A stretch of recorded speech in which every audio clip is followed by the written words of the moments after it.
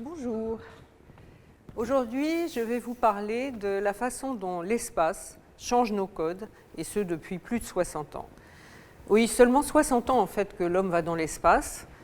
C'est l'espace d'une vie à peine. Il y a beaucoup de gens qui sont nés avant l'ère spatiale et qui n'ont pas connu les satellites.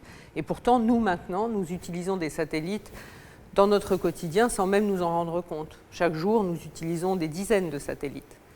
Mais il y a 60 ans, il n'était pas encore question de tout cela. Et en fait, l'ère spatiale, elle a commencé en 1957. Elle a commencé en 1957 avec ça. Ça, c'est Sputnik, le premier satellite artificiel qui a été lancé par l'homme le 4 octobre 1957 dans l'URSS. Sputnik, vous voyez, c'est une petite sphère de 60 cm de diamètre, 80 kg. Mais ce qu'elle a d'exceptionnel, cette petite sphère, c'est ces 4 antennes qui ont commencé, et ce pendant ces 3 mois de vie, à émettre des bip-bip en tournant autour de la Terre. Et tous les radioamateurs dans le monde ont capté ces bip-bip et ont su que désormais il y avait une espèce de, comme on l'a dit à l'époque, d'oiseau métallique qui tournait autour de la Terre en continu. Mais là, panique aux États-Unis. On était en pleine guerre froide et ça signifiait que leur rival, l'URSS, était en mesure de lancer des fusées. Or, qui dit fusée dit missile intercontinental, parce qu'un missile, une fusée, c'est la même technologie en réalité. Et aussi, ça signifiait que l'URSS avait la capacité de survoler leur territoire librement, de les observer, de les écouter. Donc, inquiétude sur cette suprématie technologique de l'URSS. Et puis, ça va aller très vite. 4 ans plus tard, rebelote. Mais cette fois, ce n'est pas un petit objet, ce n'est pas une sphère métallique qu'on lance, c'est un homme.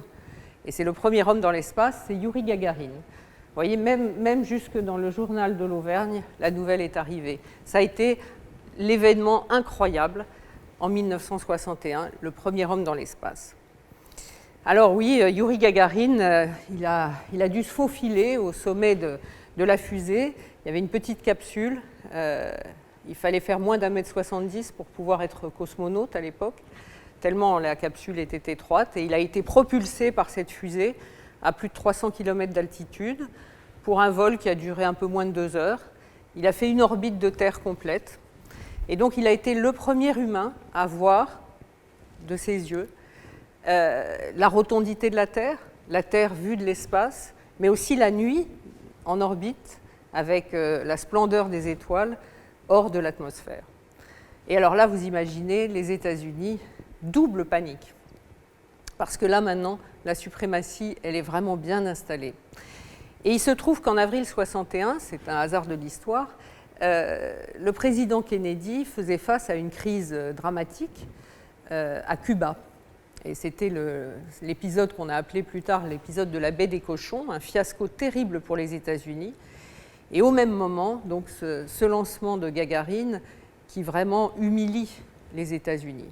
Et on raconte que Kennedy arpentait les couloirs de la Maison-Blanche en disant qu'on m'apporte un homme qui est une idée pour battre les Soviétiques sur ce terrain sur lequel les Américains considéraient qu'ils devaient avoir le leadership, comme ils l'avaient eu sur l'aviation quelques dizaines d'années plus tôt.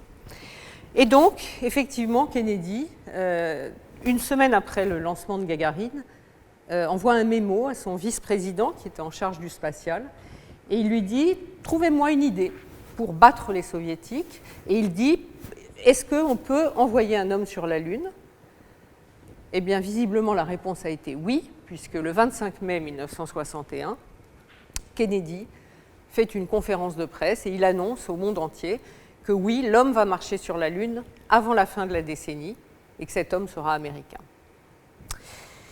Et là, c'est assez incroyable parce que le pari va être tenu. C'est-à-dire que 8 ans après, le 20 juillet 1969, malgré le fait que Kennedy ait été assassiné en 1963, malgré le fait que la guerre du Vietnam depuis 1964 a pris de l'ampleur, que ça coûte très très cher au gouvernement américain, cette guerre, c'est très compliqué politiquement. Et bien malgré tout cela, le 20 juillet 1969, Neil Armstrong pose le pied sur la Lune. Événement incroyable, avec un retentissement incroyable, et là, les États-Unis ont gagné définitivement. Alors là, j'ai une petite anecdote à vous raconter. Le premier homme à marcher sur la Lune, c'est Neil Armstrong, je crois que tout le monde le sait, mais le deuxième homme, c'est Buzz Aldrin. Et moi, jeune ingénieur, démarrant ma carrière dans le spatial dans les années 90, j'ai eu la chance d'être présenté à Buzz Aldrin lors d'un congrès. Un congrès qui s'occupait justement du futur, de qu'est-ce qu'on fera dans l'espace après la Lune. Est-ce qu'on ira sur Mars? Est-ce qu'on ira coloniser l'espace? Et à l'époque, je ne me suis pas rendu compte de la personne que je rencontrais. Oui, je savais qui c'était, mais je n'avais pas conscience de ce qu'il représentait. Il y a seulement 12 hommes qui ont marché sur la Lune à ce jour. 12 hommes entre 1969 et 1972. Et sur les 12, il n'en reste plus que 4 vivants. J'ai revu Buzz Aldrin il y a un an et demi à Washington, dans un autre congrès. Il est encore plein d'enthousiasme, passionnant, et il milite toujours pour la continuation de l'aventure spatiale. Mais il n'en reste que 4, et j'espère qu'on retournera sur la Lune avant qu'ils ne soient tous morts. Mais en fait, je ne suis pas venue pour vous parler de l'homme dans l'espace. Je ne suis pas venue pour vous parler d'Apollo 11, je suis venue pour vous parler d'Apollo 8. Parce qu'avant de poser un homme sur la Lune, il y a eu une mission à Noël 1968 où, pour la première fois, des astronautes ont quitté l'orbite terrestre. C'est-à-dire que c'est la première fois que ces 3 astronautes sont montés dans un vaisseau qui les a emmenés hors de la Terre, loin de la Terre, vers un autre objet spatial.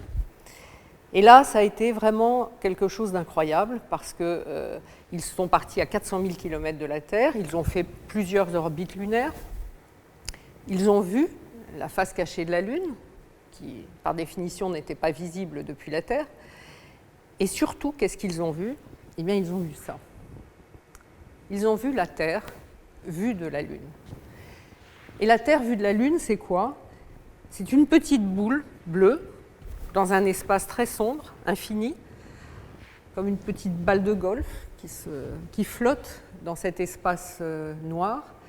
Et là, cette photo d'ailleurs a fait le tour du monde, ils ont pris conscience que la Terre est fragile, la Terre est unique, la Terre est petite, il n'y a pas de plan B en fait. Et notre devoir, c'est de la préserver, et on ne peut le faire que tous ensemble. Ce n'est pas quelque chose qu'un pays ou un continent peut faire, c'est un problème de l'humanité tout entière.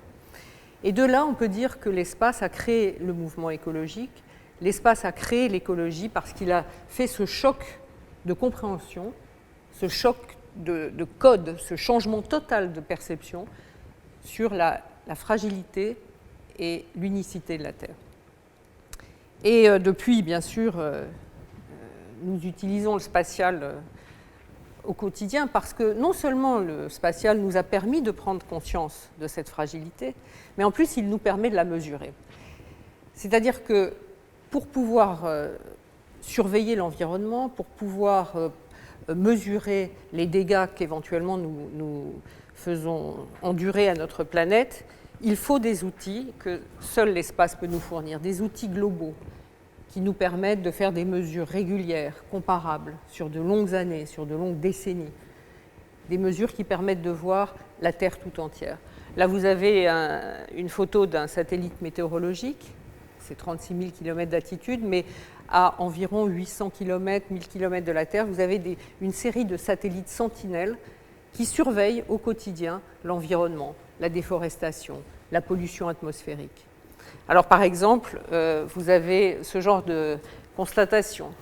Vous savez que nous avons eu un confinement l'année dernière et que, donc, du jour au lendemain, tout s'est arrêté.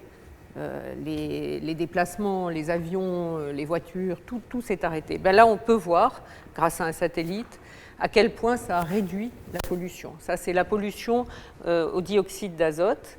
Alors, sur la photo de gauche, c'est la France en mars 2019. La photo de droite, mars 2020. Vous voyez à quel point, en quelques jours de confinement, puisque le confinement avait démarré en réalité au 15 mars 2020, eh bien, la pollution avait drastiquement diminué sur les grandes agglomérations. Donc, c'est ça aussi que nous permet l'espace. Et aussi, plus récemment, vous vous souvenez de ce grand bateau à containers qui a bloqué le canal de Suez. Eh bien là aussi, on a pu suivre cette crise depuis l'espace. On a vu au départ sur la photo de gauche les bateaux en période normale qui attendent de pouvoir s'engouffrer dans le canal de Suez. Et puis à droite, vous avez les bateaux qui s'accumulaient, attendant de pouvoir enfin passer. Et on a pu voir aussi, depuis l'espace, très clairement le bateau qui causait le problème et qui était ensablé.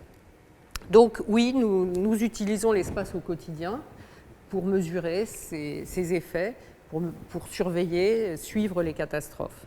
Et ce n'est qu'un exemple du changement de code que nous a donné l'espace. Mais je vais vous en donner 3 autres qui me paraissent importants pour que vous mesuriez à quel point l'espace compte dans nos vies. Premier exemple, la navigation, la localisation. Alors, les étudiants de l'UTT sont de la génération qui a toujours eu un GPS ou un Galileo, puisque vous savez que l'Europe a un système analogue qui est Galileo et qui est même plus précis que le GPS. Mais moi, j'ai été d'une génération où si on n'avait pas de carte ou de plan, on risquait de se perdre. Et pour ceux qui font de la voile, ils sont bien contents maintenant d'être dans une ère où il y a des satellites, parce que là, par exemple, cette photo, c'est celle du sauvetage de Escoffier pendant le dernier Vendée Globe, sauvetage spectaculaire grâce à Jean Le Cam. Mais pourquoi est-ce que ce sauvetage a pu se faire? Parce que Escoffier a déclenché sa balise Argos quand il a chaviré, et donc il a été localisable, et donc on a pu le sauver. Et ça, c'est aussi ça, les systèmes de navigation et de localisation. Un autre effet, une autre utilisation de ces systèmes de navigation et de localisation, c'est la synchronisation, et en particulier la synchronisation des transactions bancaires. C'est-à-dire que si demain, il n'y a plus de satellites de localisation ou de navigation qui fonctionnent, tout le système bancaire mondial est bloqué. Les distributeurs de billets ne fonctionnent plus, etc. Donc vous voyez, il y a même des utilisations auxquelles on ne pensait pas, mais qui sont quand même importantes dans notre vie quotidienne. Autre exemple, la science. La science et la recherche. Quand on veut comprendre la formation du système solaire et surtout comprendre comment la vie est arrivée dans notre système solaire, on s'intéresse aux comètes. Pourquoi les comètes? Parce que les comètes, ce sont les vestiges du système solaire originel. Ce sont les vestiges de la nébuleuse qui a donné naissance à notre système solaire. Et donc, nos scientifiques cherchent à comprendre la composition des comètes et à vérifier si elles sont bien à l'origine, peut-être, de la vie sur Terre. Une comète, c'est quoi? C'est une grosse boule de glace un peu poussiéreuse, comme on dit. Eh bien, l'Agence spatiale européenne a monté une mission qui permettait d'aller voir les comètes. Et je pense que vous vous en souvenez, c'était la mission Rosetta Philae. Donc c'est une sonde qui est partie en 2004 et qui est arrivée en 2014 sur une comète, c'est celle que l'on voit, avec une forme un peu bizarre. En fait, elle est composée de 2 objets qui se sont agglomérés. Et cette comète, qu'on appelle Chury, eh bien, Rosetta a fait plus de 6 milliards de kilomètres de voyage en 10 ans pour l'atteindre et se mettre en orbite autour de cette comète et même faire déposer à sa surface un petit robot Philae. Eh bien, on est encore en train de dépouiller les résultats parce que cette mission a duré longtemps. En réalité, elle a duré plusieurs années. Et on a des masses de résultats, mais ce qu'on sait d'ores et déjà, c'est que contrairement à ce qu'on a toujours pensé, l'eau terrestre ne vient pas des comètes. Parce qu'on a pu comparer la composition isotopique de l'hydrogène et de l'eau sur la comète avec celle de la Terre. Et on s'est rendu compte qu'elles ne sont absolument pas similaires.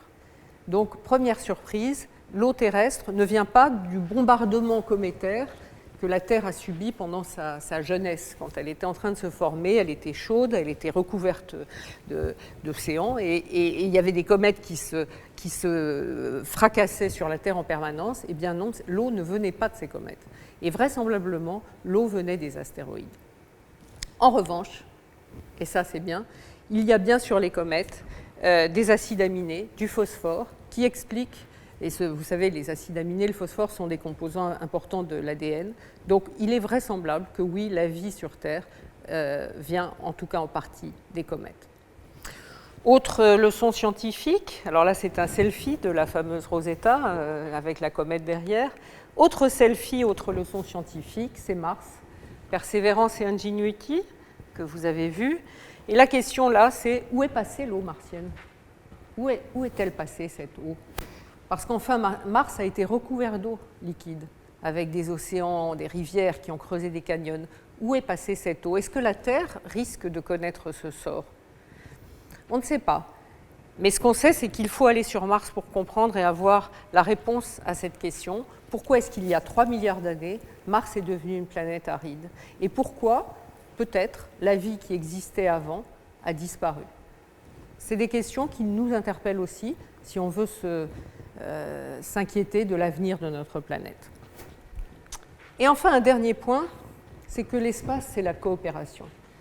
L'espace nous a apporté aussi ce changement de code de la coopération mondiale.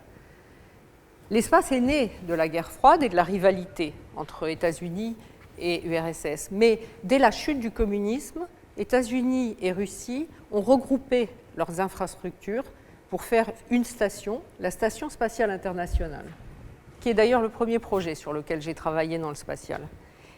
Et c'est cette station vers laquelle va s'envoler Thomas Pesquet la semaine prochaine. Il va en prendre le commandement pendant 6 mois.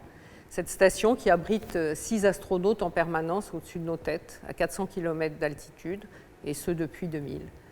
Donc là, c'est une coopération mondiale et la rivalité entre Chine et États-Unis, certainement, je l'espère, se résoudra dans aussi une coopération, peut-être sur une base lunaire, peut-être sur une mission vers Mars.